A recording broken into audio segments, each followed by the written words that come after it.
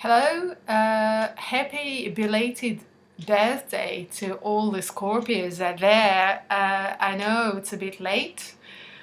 We are in the Sagittarius stage right now, but I've promised to do this video for the Scorpios, so I keep my promises, as you can see. Yeah. And in all honesty, I don't think there is a single Sagittarius out there who would ask me to do a video for them, because Sagittarius know it all, they're those kind of people, and why would they ask for an advice from anybody like me? But anyway, we're gonna jump right into it. Here is the horrendous design of the flat that I live in. I hope you like it.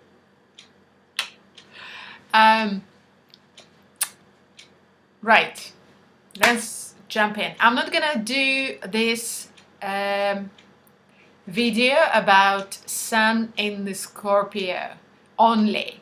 So this is going to be dedicated to everyone who has Sun, Moon, and rising sign in the Scorpio. And rising sun in English also stands for ascendant. I'm going to put the link below so you can look it up, you can work it out, whether you have your sun, your moon, or your ascendant in the Scorpio. Yeah. We'll start with the sun. Sun in the Scorpio has particular qualities, but because it's the sun, it affects the person on a conscious level. So Sun in the Scorpio is someone who has really deep emotions, is really quite incredibly attached to their belief system. They know what they want. They're usually kind of people who know who they are, and you don't really want to mess with the person who is the sun in a Scorpio. They can come across incredibly emotional. They have really deep emotions. They have really deep attachments. And they value what they believe in above everything else. Because it's the sun, and sun stands for your belief system and your mindset. So Sun in Scorpio is an incredibly powerful position. I sort of have this joke that if I were, I don't know, if I were to marry someone, it would be Sun in Scorpio. I don't actually think that, because I find Sun in Scorpio to be a bit overwhelming. I think they're incredibly powerful, really forceful people. They sometimes can feel or can come across as somebody who doesn't have the power, because the world places so many responsibilities upon them. This is quite common for Sun and Scorpios to sort of rescue everyone else in a really serious sense. These are the kind of people who often look after their parents, look after their other siblings. They sort of have this burden upon their shoulders to, or their closest friends, whatever it might be, but they have the ability to look after other people. And if you're the Sun in Scorpio and you cannot look after yourself, it's probably because you're avoiding responsibility of looking after people who really, really, really need you. If it's not your family, if you're not like really close with your family, maybe it's your closest friends. There's sort of like, it's a really strange sort of arrangement where you realize your potential through other people's lives. It doesn't mean you have to be a savior. It really doesn't mean that at all. But you have the potential to look after other people, and you have the potential to look after yourself. And once you sort of cross that border, once you understand that you're an incredibly powerful sign that has the capacity to do all that, you can accomplish a lot. But you're not like the ambitious kind, you're not like the kind of person who wants to be a CEO, you know. That's the trouble, because the external world tells you that the image of the power means that you have to wear a suit or whatever else, and you know, and be a particular person, and that means power. It's not true. I almost said it. You have all the power among everyone else. You have the patience, you have the understanding, you can really carry the weight of this world upon your shoulders. You are an incredibly powerful human being, and you need to use it. You need to use that power, otherwise you're going to turn it against yourself. That's what happens to Scorpios in general, sun, moon, and rising sign. You have to acknowledge your power, and you have to learn how to handle that power. But one of the greatest things about you, about sun Scorpio and rising Scorpio as well, is that you have the capacity to do things for other people, and it will make you feel more powerful, and it will allow you to realize that you can really, you know, sort of organize life according to how you perceive it. Scorpions have a rather idealistic perception of the world, not naive, not like Pisces or Cancers, but they have a rather, it's quite important for them to sort of make this world a better place in a really cliche kind of way. It's like, it's a little bit more complicated for Scorpios. It's a little bit more than that. And you have all the power and you have all the capacity, but I don't remember who said this, but I don't remember.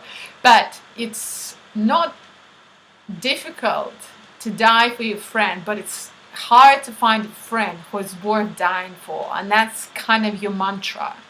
You have to find a cause, you have to find the reason where you can apply your power. And if you don't, you're going to really struggle, and you're going to sort of turn that energy against yourself in a really powerful way. And that's not what you want.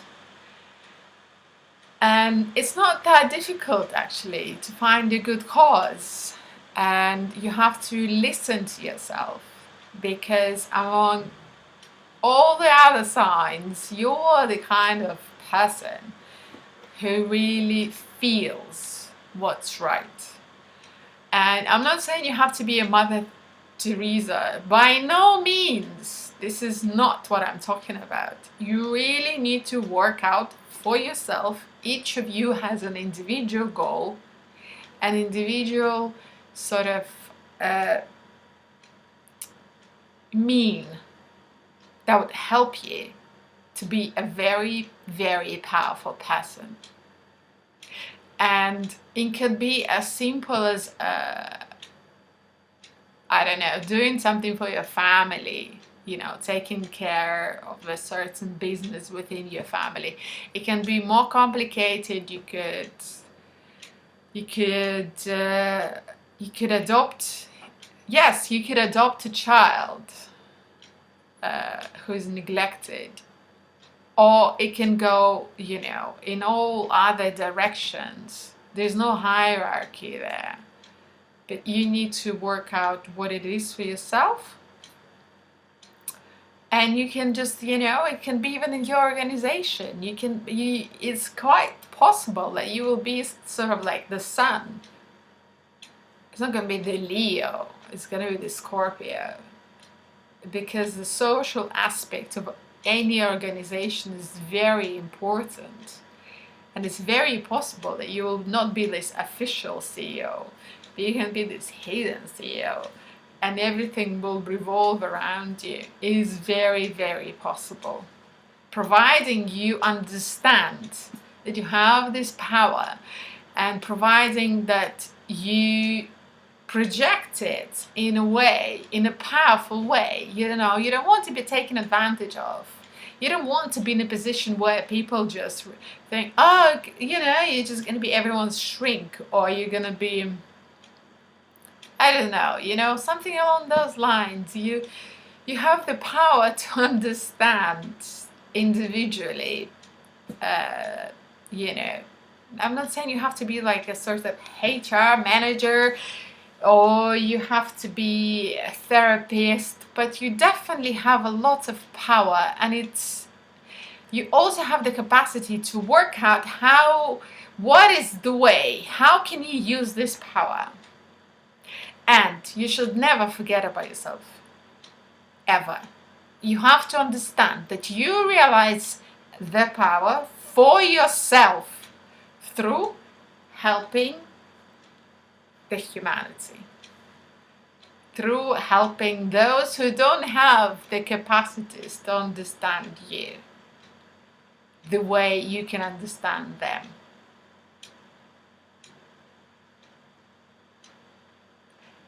You have the capacity to understand other people the way a lot of people cannot understand you. That's the key message. And it's not an easy journey, but you have a lot to give to this world. From a karmic point of view, you were born with the sun in Scorpio for a particular reason.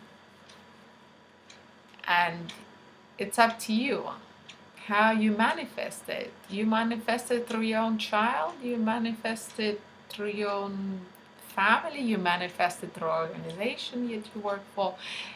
It's up to you. It's really up to you. But the power is there.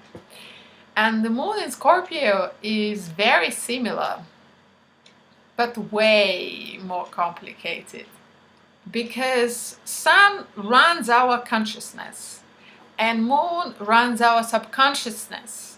I've done my last video about this. And in order to understand the moon, you need to understand how subconsciousness works.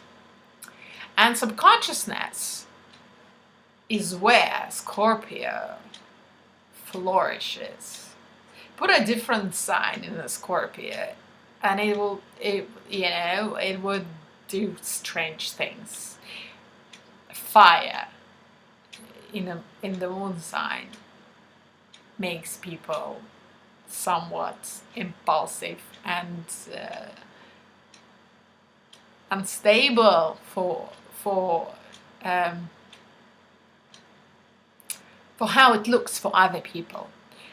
Air signs makes people really vague and avoidant in the moon sign, for how it comes across to other people. Moon sign is how we come across to people that really care about us, our closest and dearest. And moon in the Scorpio flourishes in this sign, in this position. And in a way, I think it's a bit of a burden, because whatever your sun might be, moon in the Scorpio places automatically a responsibility of knowing more about other people than they know about themselves.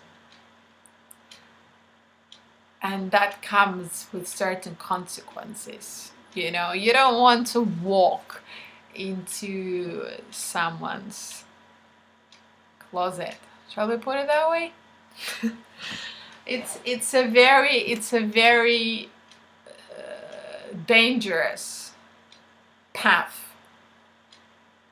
And I think the only thing you can do about it is to understand that the shady part of people is always going to be the shady part of people, and you can't fix them. Never try to fix another person. That's just whatever your moon, sun is just, that's just not something that you should ever aim to do. It doesn't work.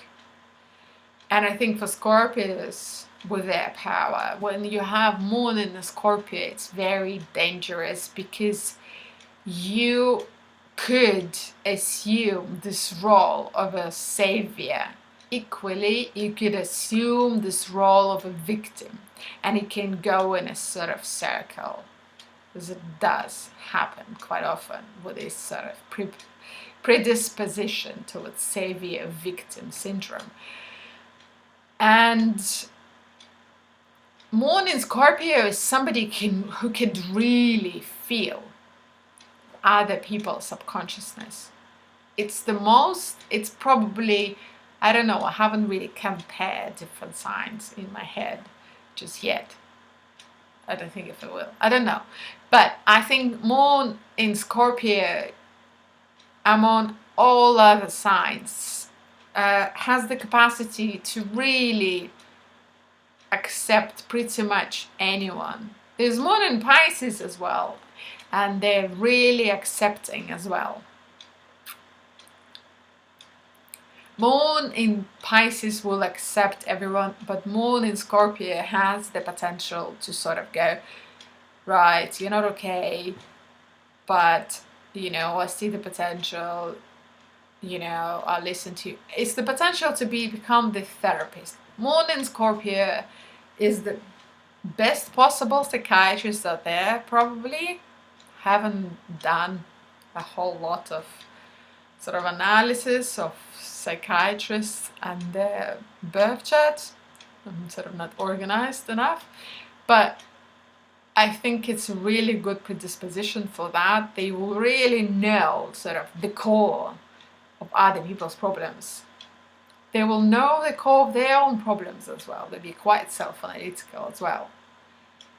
But they will always try to sort of like, again, they'll be quite idealistic, but because it's subconsciousness, it's like the darker, shadier part of who you are. It's sort of, they will always try to sort of fix the world through a particular person whom they come across, and sort of they understand what it is they need to do, and they will try to sort of help that person be a better person, which is fantastic. It's a great idea, but I think it's a sort of dangerous game. I think Moon and Scorpio have a lot of potential to change themselves. They have a lot of potential to be, they will always be driven by this need to be a better person and to be more self-aware of their subconsciousness. But it can backfire. It can go the other way around, and they can get really fixated in this idea of subconsciousness.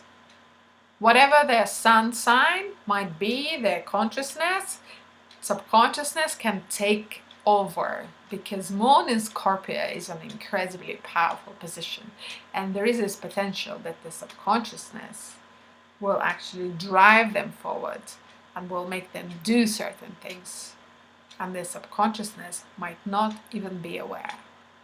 And this is a bit twisted, because they can really do, push emotionally, push and pull as well.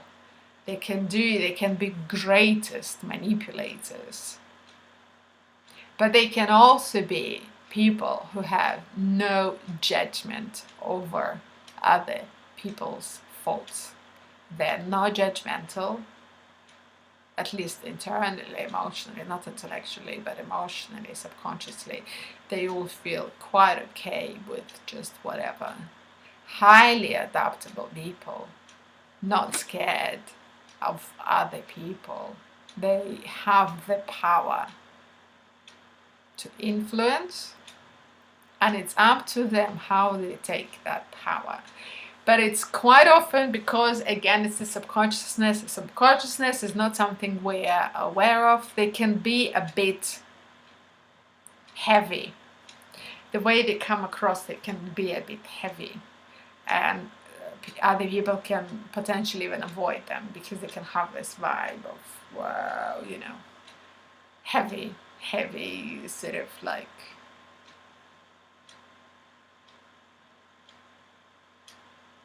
I don't know. I'm not gonna dwell on this anymore. But rising sign in Scorpio is quite similar to the sun. It's like a shade that's going to cover you. So whatever your sun is, whatever your moon is, the rising sign in Scorpio is definitely going to place a particular type of shade upon you. So you could be a really, you know, easygoing Gemini with a really diplomatic Libra as your moon, and then you could have your rising Scorpio, and it would completely break the whole thing. Rising sign is how we come across when people don't know us very well. So you will probably have this Scorpio vibe that you give to other people, and other people might feel a bit tense around you, or they can be incredibly attracted to you because there is something about you. Because Scorpio is a very enigmatic sign, incredibly enigmatic. And if your rising sign, which corresponds to like the Saturn and the rings. I don't know if it's a good illustration, but like the rings will be the rising sign of that person. And if it's a Scorpio, it would make you very, very quite fascinating. You know, wow, like what is it about you?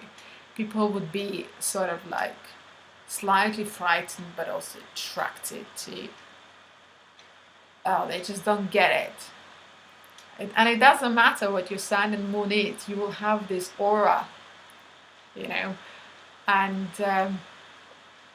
in your career, this is probably the best option for psychiatrists, because Scorpio has this potential to read other people and blah blah blah. For the sun Scorpio, I wouldn't suggest it. The moon Scorpio potentially, but they can be a bit like, they can get too involved with it.